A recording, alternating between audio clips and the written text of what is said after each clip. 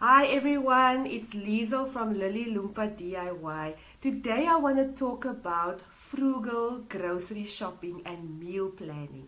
And I'm sure many of you will attest to this. We're living in difficult times, and as an entrepreneur, and some of you might also know this, um, it's quite difficult because you don't always have a stable income, so you can't always plan all your expenses in advance. However, it is important to plan, and it is important to have a budget and remain disciplined.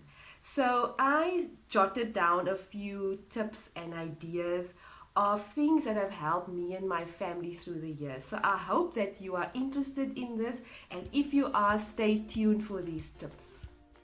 So, above all, it's important to stay within your budget. Stay within your means. I am honest, I cannot compete with everybody. I have to look at the reality of my family's income, and I have to plan accordingly. So, I'm just going to look down now and then just to check my notes. So, first of all, the first tip is to plan ahead. Plan, if you can, plan monthly. If you cannot, draw up a weekly meal plan. But now planning also includes exactly what your budget is.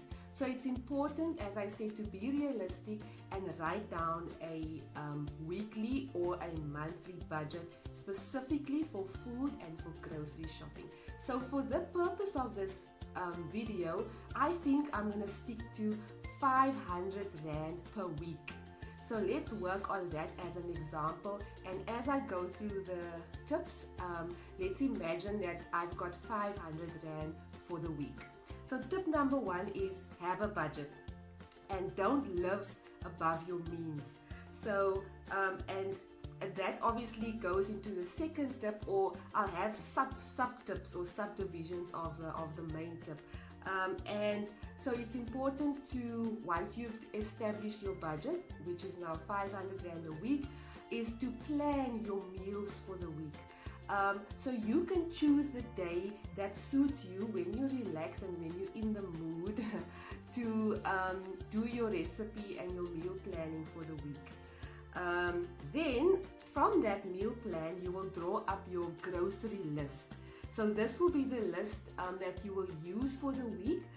This will include your essentials for your cupboard, for your fridge, and sometimes my tips might overlap. I just want to keep it natural, but also remember everything.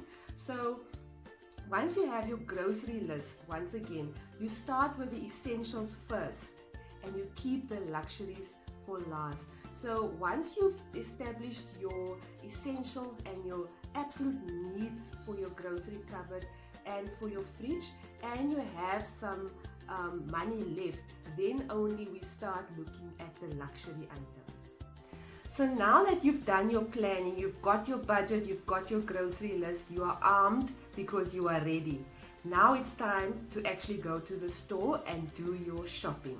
Now, it's also very important, once again, to plan the shopping trip as well. So tip number one, when you go shopping, is to set out a specific time. This would sort of be like scheduling it into your day, or in your week, whichever day is the most relaxed, because it's important that you are in a relaxed frame of mind when you go shopping, because being in store and having a budget or even a tight budget means you're going to have time to make decisions, like literally standing in front of a shelf and looking at all the options of the kind of baked beans that are available, and comparing price and comparing ingredients on the labels, etc. So I've learned, and I've learned from my mistakes. Sometimes I've had in maybe a few minutes in between a meeting and picking up kids, and then I would run into the store, but then I felt I was too rushed and too flustered, and I ended up making the wrong decisions, and I ended up overspending. So once again, it might seem like a simple tip, but it's actually quite important. Then It's important to have a full tummy before you go into the store. I'm sure you've heard this before, but it is the truth. You know, shopping on a hungry stomach is looking for trouble. First of all, you are going to be moody, and secondly, you're going to want to put everything into the trolley that looks enticing and delicious. So do eat a meal or a big snack before you go into the store, and also take a bottle of water to keep you hydrated. Then lots of discipline is needed when you do your shopping. We all want everything in store, but the reality is we cannot have everything in store. It's not necessarily good for you to fill your trolley with all kinds of foods and things that you don't need. So remain disciplined through the whole process. Then, this is a tip I figured out last year. Whenever I went to the store, I used to have my list, and I used to, on the side, calculate the amount of food that I've put into the cart or the trolley. So recently I've realized that what really keeps me in check, and I'm going to have an example. I have my calculator. I'm armed with my calculator. Then I have an example of a slip that I've recently, of a shop that I've recently visited. So what I would do is, once again, remember we have 500 Rand. So I will have 500 Rand onto my calculator if I start with my shopping. Then I needed sugar, brown sugar, which was 19.99. So I literally deduct 19.99 off my total. So as I'm shopping, as I'm carting my trolley through the aisles, as I'm putting an item in, I immediately minus. So you stay in a state of minus. Now, this is important. It might seem like a very simple tip, but I promise you it's gonna help you. So let's go to the next one, which is tomatoes, 19.99, and then we had pork, a pack of pork chops, which was 49.99, and so forth and so forth. Now I've put 3 items in my trolley. I'm already at 410 Rand. So this keeps you in check to know exactly how much money you have left. And I promise you, when you come, let's deduct 300. When you come to 110 Rand, you've now put in some items in your trolley, and now you at 110 Rand. It really puts you under pressure to now make the correct decisions and stay in your priority list. Staying in your list. And I've come to some some instances where I've literally come to, I've got 10 Rand left on my budget. Then I went into minus. For instance, let's look. Now I'm at minus 10 Rand.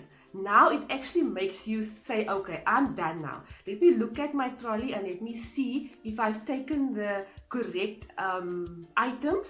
Is there something I don't need? Is there something I can put away for the next time? I promise you guys, this calculated tip and your list, it will really help you stay in check, because all of us need discipline and all of us want everything, and we do. Our homes need things that we cannot afford right now, but those things will come if we stay disciplined and if we stay within our means.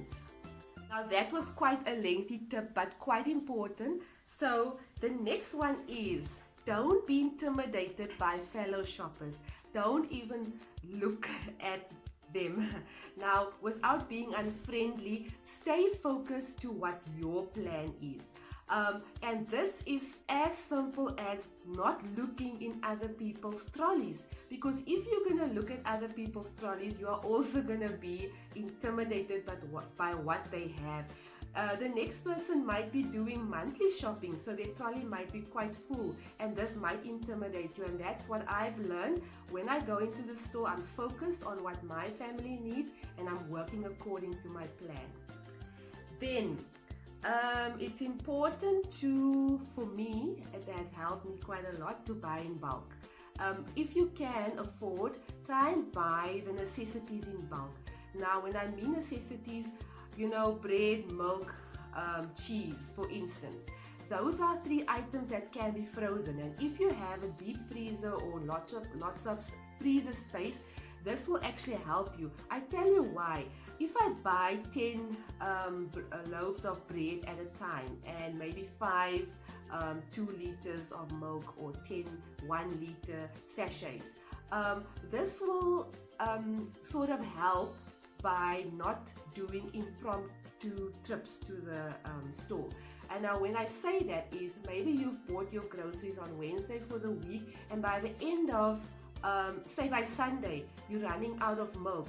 Now you are tempted to run into the store again to go and buy milk, and then while you're in store, you are also tempted to buy other items, and where your plan was to just buy a sachet of milk, you end up spending 200 Rand on unnecessary things just because you're doing an impromptu store visit. So I freeze my milk and my bread and my cheese. So whenever I run out on the necessities, I can just go to my freezer and I don't have to run to the store. And then, once again, stick to your list.